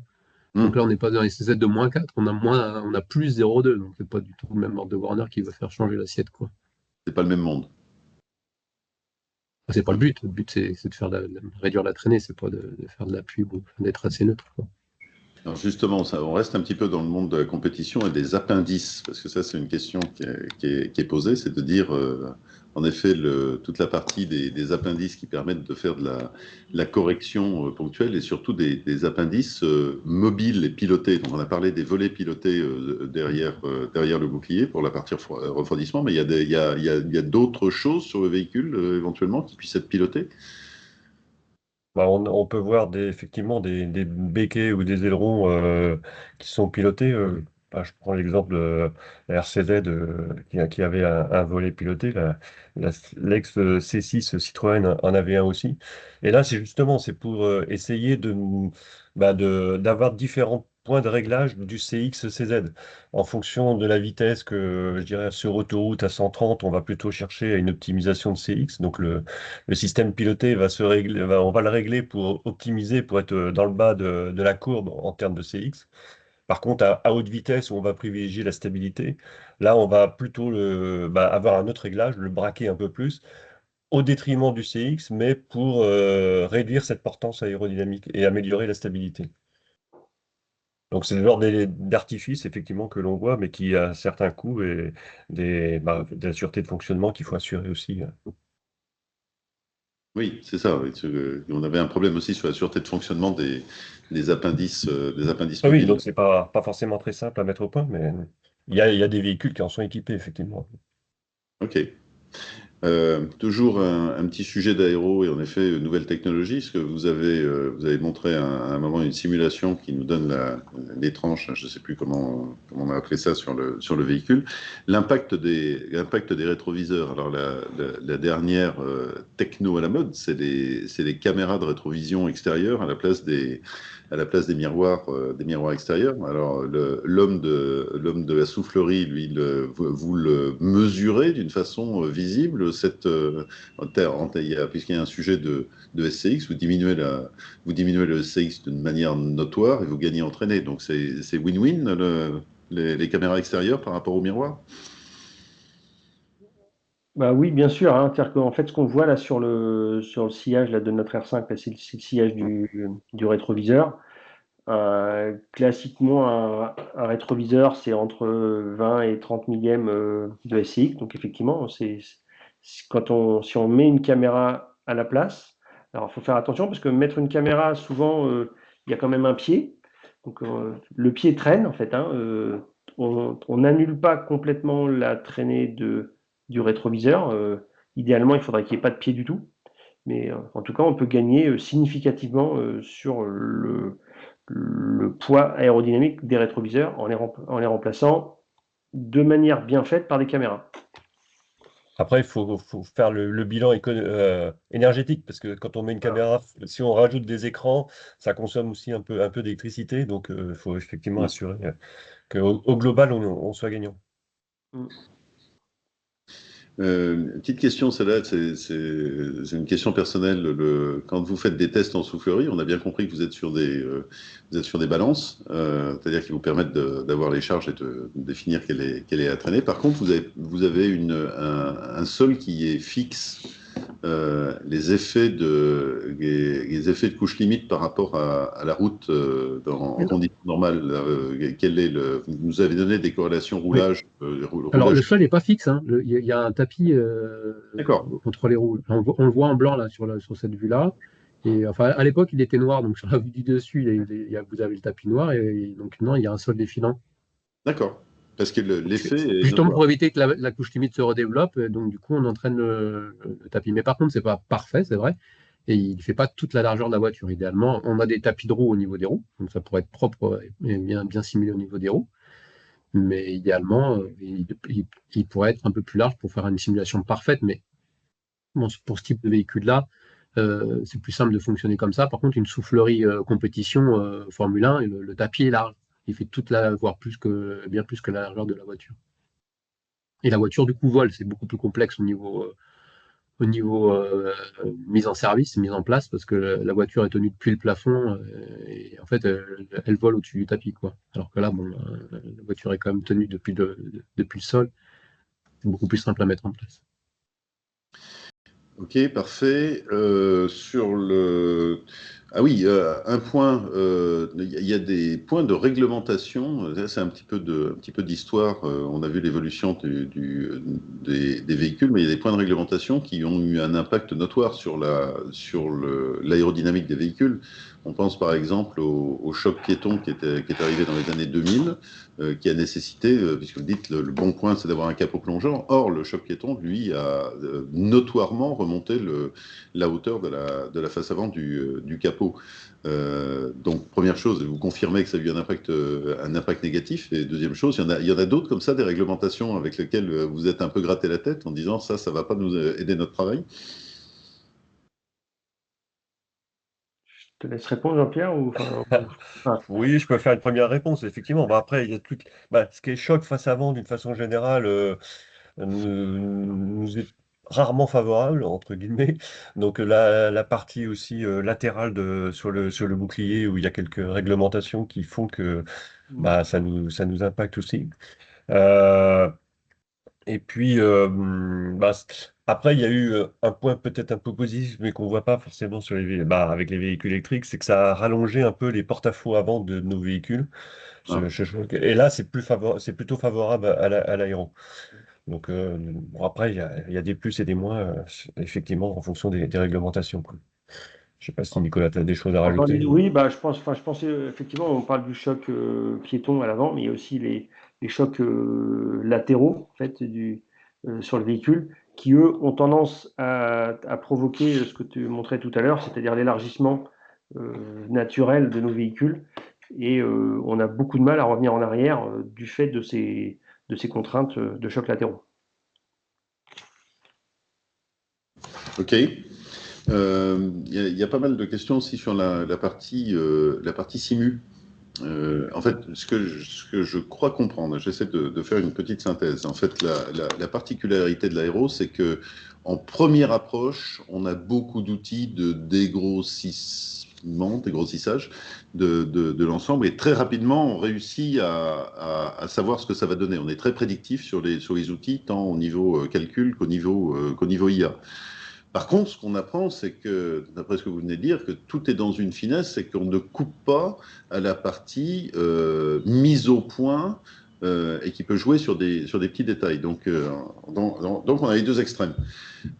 Et entre les deux, on a véritablement le calcul en lui-même. On va toujours rester comme ça, on va pouvoir faire de plus en plus, mais on s'affranchira jamais de la partie. On va peut-être pas poser la question côté Christophe Cadalbert, parce que ça, c'est son gagne-pain qui est en jeu, là. Alors, une première réponse qu'on peut faire, hein, c'est que non, en fait, la partie finale, l'essai véhicule dans la soufflerie, vrai véhicule dans la soufflerie, il est obligatoire parce que, il y a des petits détails que malheureusement on ne peut pas mettre sur nos maquettes. En fait, là, on est dans le cas d'un volume fermé, on n'a pas les ouvrants, enfin, on a une partie d'ouvrants, mais pas tous. Enfin, il y a plein de jeux de fonctionnement qu'on n'a pas sur les maquettes et qui sont sur le vrai véhicule. Ensuite, l'homologation en elle-même se fait sur le vrai véhicule. On ne peut pas homologuer sur un calcul aujourd'hui. Donc, la partie finale, je dirais, elle est fixée. Enfin, on pourra pas, on peut pas l'enlever. Aujourd'hui, dans notre travail de tous les jours, on a de plus en plus de projets. D'accord? En fait, il faut imaginer qu'on ne fait pas un véhicule par an, on en fait 10 par an. Et que du coup, finalement, l'apport majoritaire du calcul et de l'IA, c'est de pallier à la complexité et de pallier à l'augmentation des ressources qui auraient été nécessaires pour développer l'intégralité de ces véhicules. Donc oui, on pousse de la simulation, on pousse de l'IA. Pourquoi? Parce que, comme je vous disais, un calcul, c'est encore un peu long, entre 12 et 24 heures. Donc on fait de l'IA pour essayer d'aller plus vite, mais néanmoins, on a besoin de la CFD pour faire de l'IA. L'IA, elle ne se génère pas toute seule, en fait, hein. Il faut la recaler, il faut énormément de calculs, il faut des grosses bases de données de CFD pour générer des modèles d'IA qui soient robustes, d'accord? C'est ce sur quoi on travaille aujourd'hui. Donc là, je ne pourrais pas rentrer beaucoup plus dans les détails, mais donc je dirais, aujourd'hui, c'est la CFD qui alimente l'IA. On n'est pas sur de l'IA qui permet de tout résoudre, d'accord? Donc en fait, ce qui change, c'est un peu la répartition qu'on fait entre les essais et la simulation. Mais aujourd'hui, toutes ces étapes-là, on est obligé de les faire. Enfin voilà, on peut pas.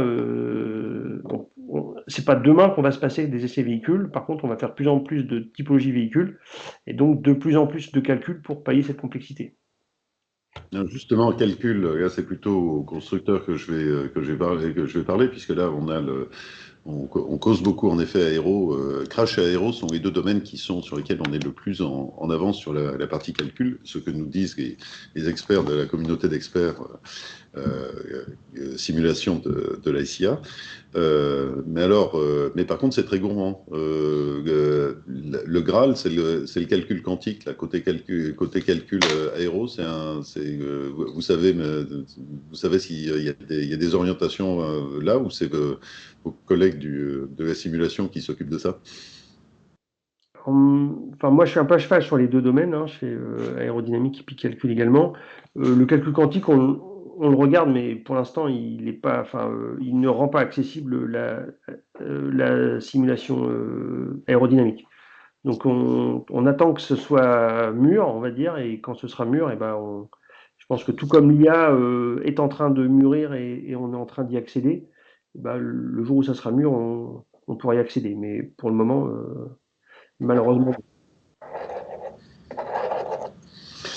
Vous avez parlé pas mal on a quelques sujets sur l'électrique là, et sur en effet le trend déjà côté commercial, les véhicules remontent, hein, on ne revient pas sur le sujet des SUV, et on a bien vu votre nuage de points dans la BAC en disant que c'est pas vraiment une bonne idée au niveau aéro, d'une façon générale. Et puis l'électrique, ça se rajoute, c'est une petite cerise sur le gâteau, puisqu'en fait, à cause des batteries dans le plancher, on est obligé de remonter les véhicules.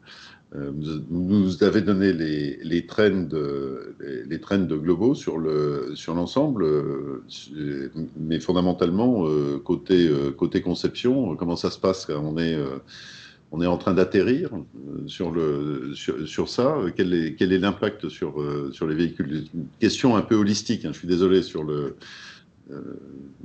On a l'impression qu'on sort un peu d'une crise d'adolescence des véhicules et qu'on trouve des solutions maintenant pour diminuer l'impact. Ça se confirme? Oui, ben, je pense qu'on trouvera des solutions. Alors, déjà, elle proviendra peut-être des batteries qui seront peut-être moins volumineuses à énergie constante, qui nous permettra peut-être de limiter l'augmentation de la hauteur de nos véhicules. Je pense que ça, c'est le premier point. Après, on arrive aussi à organiser l'habitacle autrement sur un véhicule électrique par rapport à un thermique pour essayer de réduire cette pénalité. Le cas de la 3008, les batteries, c'est à peu près quand même 10 cm et on voit que le véhicule a augmenté que de 45 donc, millimètres. Donc on arrive à optimiser et à gérer l'habitacle différemment pour loger les personnes un peu différemment et gagner cette hauteur tout en étant confortablement installé dans le véhicule. Donc ça, c'est des réglages que l'on fait, je dirais, d'architecture. Et puis, je dirais, la deuxième phase, c'est une évolution des batteries qui nous permettrait effectivement de revenir sur des hauteurs plus raisonnables. On va se mettre à l'intérieur du véhicule. Un véhicule électrique, ça fait moins de bruit et source de désagréments pour les occupants. Avant, on avait la partie moteur, avec les gens de l'acoustique qui travaillaient beaucoup pour faire barrière et absorber sur le bruit moteur. Maintenant, les deux facteurs principaux, c'est le roulement et l'aéro. Donc, est-ce que vous, le passage électrique, ça donnait une acuité beaucoup plus particulière sur tous les petits bruits parasites qui sont dans l'aéro et qui sont liés à des sifflements, des écoulements, des jonctions de caisse, etc. Comment est-ce que vous traitez le sujet? On a vraiment deux types de bruit aéro, comme vous l'avez dit. Il y a le bruit généré par la forme, donc ça, c'est les turbulences d'écoulement qu'on va travailler dès le début en même temps que le CX, je dirais, pour travailler la forme et éviter ces turbulences. Et puis, il y a un deuxième point qui arrive un peu plus tard dans le développement, qui est tout ce qui est étanchéité, assurer qu'il n'y ait pas de fuite, de bonne étanchéité acoustique, aéroacoustique sur le véhicule. Donc ça, c'est une discipline qui, effectivement, a pris un peu d'ampleur, je dirais, avec l'arrivée des véhicules électriques et avec des objectifs de bruit aéro qui ont été sévérisés par rapport à un véhicule thermique.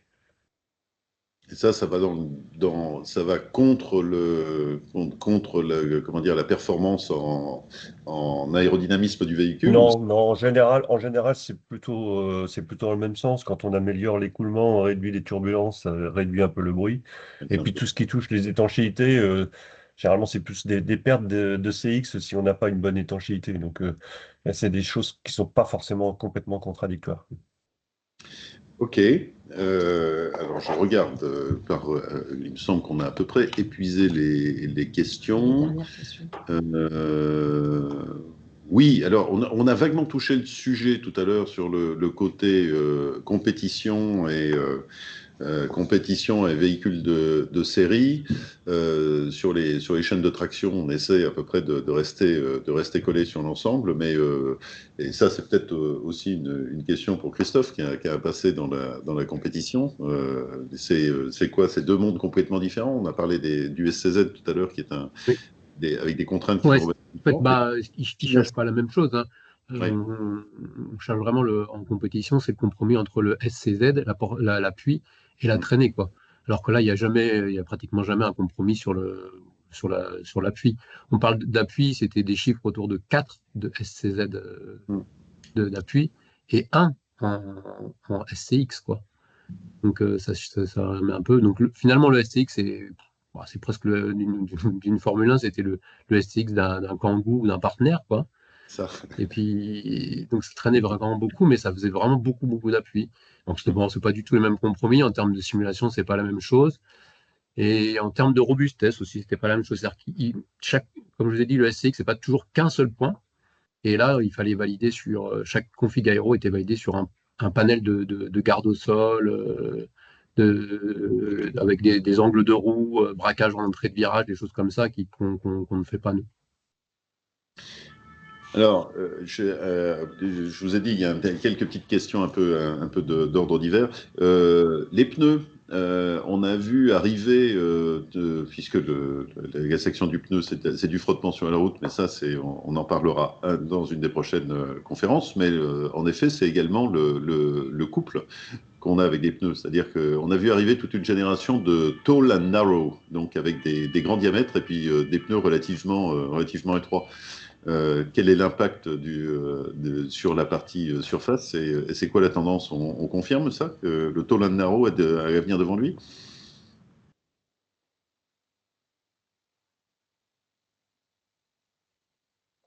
Il y a un grand silence. Hein. Non, bah oui, alors je voulais laisser Jean-Pierre répondre, mais oui, bien sûr, nous on l'avait déjà appliqué sur notre première, enfin sur la génération précédente du Scénic. Hein, effectivement, on avait mis des roues tall and narrow qui jouent directement sur l'aérodynamique. Hein, et dès qu'on peut, bah, ce sont des choses que l'on met en œuvre effectivement pour gagner au maximum de SCX.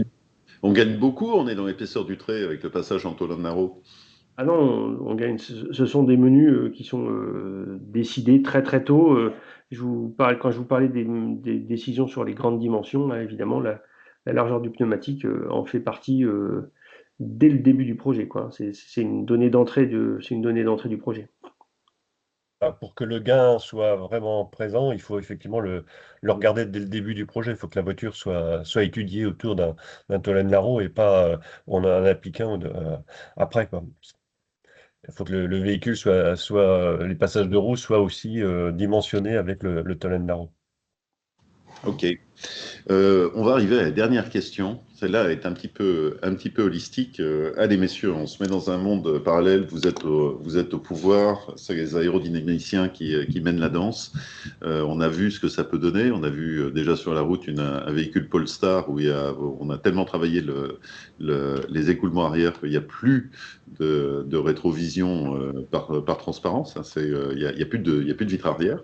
Puis on a vu des véhicules intéressants. On a eu Mercedes avec son ECS, si je me souviens bien, qui était un véhicule très aérodynamique. Et puis Volkswagen, c'est pas récent, mais c'était véritablement un concept minimaliste au niveau de la consommation. C'était la XL1, je ne sais pas si vous vous en souvenez, au niveau du véhicule.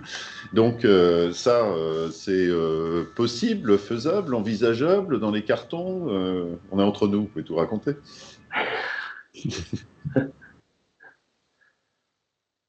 Bah, ce que je peux répondre, c'est que j'ai repris une présentation il y a 15 ans.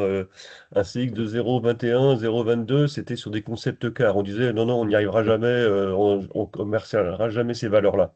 On voit qu'aujourd'hui, on y est presque, voire on a même dépassé. Et les CCX sont dans la rue. Donc, je pense que l'on sait s'adapter et, on disait tout à l'heure, c'est des équilibrages avec d'autres prestations, la priorité que l'on donne. Et je pense qu'en fonction de ça et de la pression que l'on met pour l'autonomie sur le véhicule électrique, on peut très bien faire des équilibrages différents, favorables pour l'aéro, et continuer à gagner. Bon, évidemment, la pente va peut-être pas être la même tout le temps, mais on peut encore continuer à gagner. Ouais. Bah, je sais pas, Nicolas, si tu as des choses à... Oui, c'est la même. Effectivement, en fait, je dirais en termes de menu et de technologie aérodynamique, on voit qu'on arrive vers des systèmes actifs, donc ils vont évidemment de plus en plus se développer. Hein. Après, ce sont des coûts pour le client, donc en fait, ce sont des compromis qu'il faut qu'on fasse tôt pour que ce soit acceptable pour nos clients. Et ensuite, il y a des prestations on a parlé de la vision arrière, là, qui sont en train de réduire petit à petit. Ce qui n'était pas acceptable peut-être il y a une dizaine d'années le devient maintenant. Et puis progressivement, peut-être il y aura encore moins de vision arrière qui seront remplacées par des caméras. Donc heureusement, il y a de la technologie qui permet d'aller contrebalancer tout ça. Et donc on voit que petit à petit, on s'améliore, quoi, comme le dit Jean-Pierre. Là, ce qui n'était pas envisageable il y a 10 ans, le devient aujourd'hui. Je pense qu'on n'a pas encore atteint l'asymptote, heureusement. Et puis nos outils aussi nous aident à progresser et à faire baisser l'asymptote. Donc voilà, on est toujours mobilisé au service de la consommation et de l'optimisation pour nos clients, quoi. Donc ça, c'est une belle formule. Christophe, donc l'avenir est radieux? Oui, enfin, on fait toujours des essais. Il y a 20 ans, quand j'ai commencé à la soufflerie, vous parliez du calcul, et j'étais un peu. C'est toujours été opposé. On nous a dit, bon, de toute façon, le calcul va remplacer. Et en fait, ça n'a jamais été le cas. Ça a toujours été complémentaire. Il y a un outil de compréhension qui permet de dégrossir, et il y a un outil qui a ses qualités, qui est la soufflerie, qui va plus vite et qui permet de faire d'autres choses. Et donc, il y a encore beaucoup, beaucoup de choses à faire, beaucoup de choses à travailler. Par exemple, quand on change une roue, eh ben, changer une roue, remodéliser la jante et remodéliser le pneu en CFD, eh ben, ça prend au moins 24 heures, 48 heures. Alors que changer une roue sur une voiture, bon, bah, ici, ça prend 5 minutes. Donc, voilà, il y a chacun ses qualités, ses défauts, et il y a encore beaucoup de travail à faire. Donc, oui, effectivement. Puis vous avez pu voir à travers la présentation que l'aéro, dans l'autonomie des véhicules électriques, c'était quand même un coefficient qui était très, très, très important. Et donc, il y a encore beaucoup de boulot. Super. Plus l'acoustique. Plus l'acoustique, puisqu'on fait les Oui, deux. Donc, écoutez, les deux messieurs, activités sont. on a enfoncé la pendule encore de 10 minutes, mais ça, vous en portez la responsabilité pleine et totale, mais tout le monde est encore là, donc c'était intéressant. Donc, merci à tous, et on vous rappelle, on vous donne rendez-vous donc à l'année prochaine, au mois de janvier, et là, on parlera d'efficience énergétique dans les usines. Donc, toujours l'énergie, mais cette fois-ci au niveau industriel, pour faire un petit zoom sur toutes les actions qui ont été menées ces dernières années, et on retrouvera notre cycle énergie du véhicule au mois de février. On parlera de pneus et on rentrera un peu dans tout le détail qu'on a un petit peu affleuré sur la surface de la route. Merci pour le moment. Messieurs, un grand merci et puis bravo à cette belle équipe et cette collaboration. Ce fut un grand plaisir. Je vous souhaite à tous de bonnes fêtes et on se retrouve l'année prochaine. Merci à vous. Merci. 14 janvier gratuit ouvert à tous si on arrive à les faire connecter.